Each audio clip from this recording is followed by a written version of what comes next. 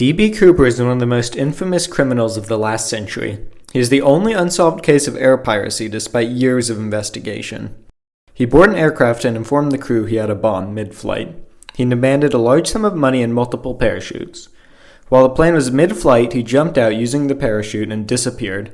He took great care to leave no evidence that could point to his true identity, and to this day remains the only unsolved case of aircraft hijacking. Although airport security advancements eventually made skyjackings in his style practically impossible, for a brief period of time, copying D.B. Cooper was all the rage, and I will be discussing and ranking a few of the most notable copycats. The first of the skyjackers I'm covering today is the excellently named Richard Charles LaPointe. He made his attempt just a few weeks after D.B. Cooper's initial attempt, but he did things slightly differently. After taking the crew hostage, he asked for significantly less money, only $50,000. The clothing he picked wasn't very well suited for his objective, with the high-heel cowboy boots resulting in a sprained ankle upon landing, and his shirts and slacks exposing him to the extreme cold during his descent. He requested only 2 parachutes, and despite his military service, he didn't recognize the parachutes he were given were special Air Force parachutes used by pilots in Vietnam. Not only were these parachutes colored in a highly visible bright orange, but they were also equipped with trackers. The moment he jumped from the plane, the authorities were in close pursuit. He made no effort to hide his parachutes, and the authorities followed his tracks through the thick snow before capturing him about an hour after his jump. He only served 8 years of his 40-year prison sentence. Next up is Richard McCoy. Of all the copycats, Richard McCoy stuck most closely to the way that D.B. Cooper carried out his skyjacking, to the degree that some have suspected that he actually was D.B. Cooper. Instead of a bomb, he used a fake grenade and unloaded handgun, but he gave very similar instructions to the crew and asked for $500,000. His role as a pilot and demolitions expert in Vietnam, along with being a warrant officer and experienced skydiver, gave him basically all the skills he needed to pull off his crime. He landed successfully and hitchhiked to a fast food restaurant, where he described to a friend how easily one could hijack a plane. The driver he hitchhiked with reported the event to the police, and after a fingerprint and handwriting match, they searched his house. At the time they investigated his house, he was actually serving in the National Guard as a helicopter pilot searching for the hijacker. They found the money in a jumpsuit in his house, and he was arrested and given a 45-year prison sentence. Along with 2 other prisoners, he stole a garbage truck to escape 2 years into his sentence. After 3 months, the FBI relocated him, and he died in the following shootout. The most mysterious of the copycats was Frederick Honman. He was born in Honduras, but eventually moved to the United States, where he worked as an engineer and raised a family with his wife Mary.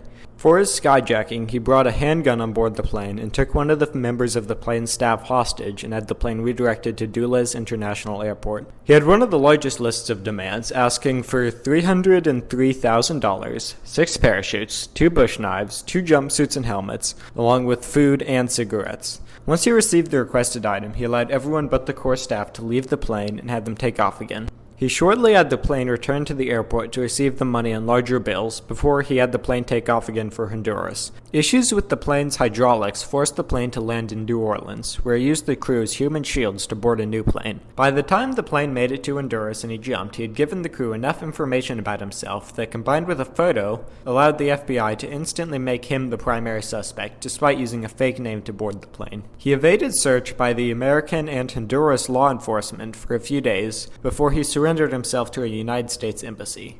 Based on his statement on board the plane and his refusal to reveal what he did with the money after he surrendered himself, it is believed that the money was intended for some sort of political cause, but there was no hard evidence for any specific motive.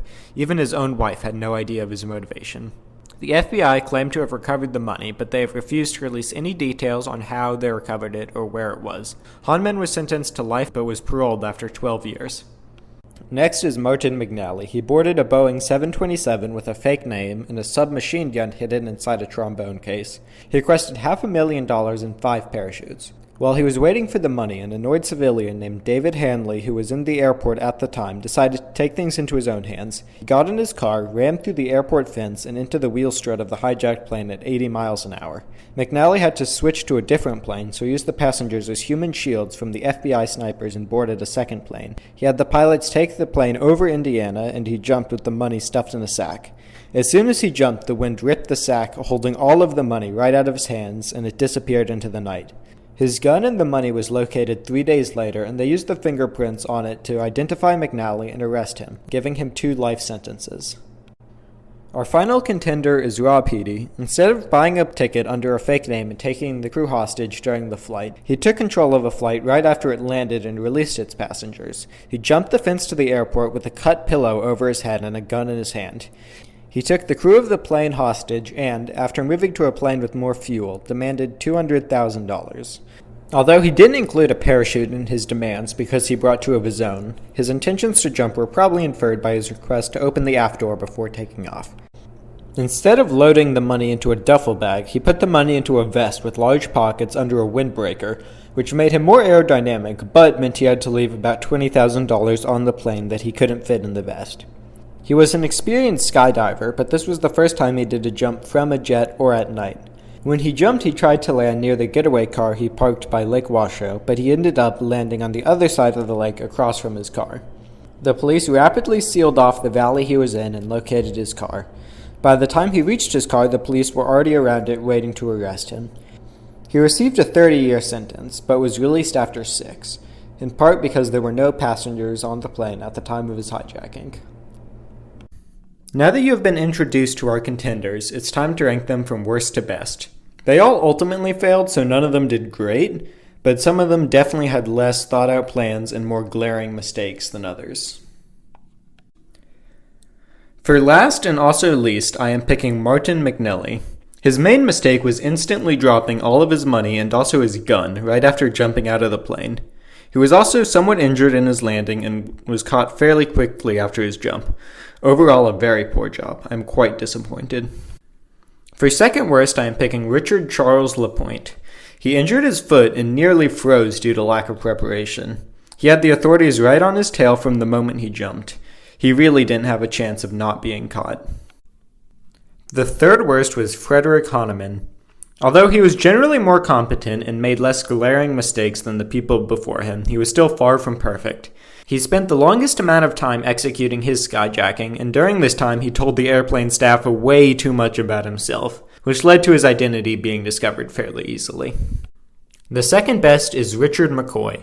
In terms of the actual skyjacking, he probably had the best execution, but unfortunately he messed it all up right after. Hitchhiking back to civilization was probably a mistake, but the bigger mistake was bragging about his crime in a public location right after committing it. I'm giving the grand title of least bad to Rob Heady.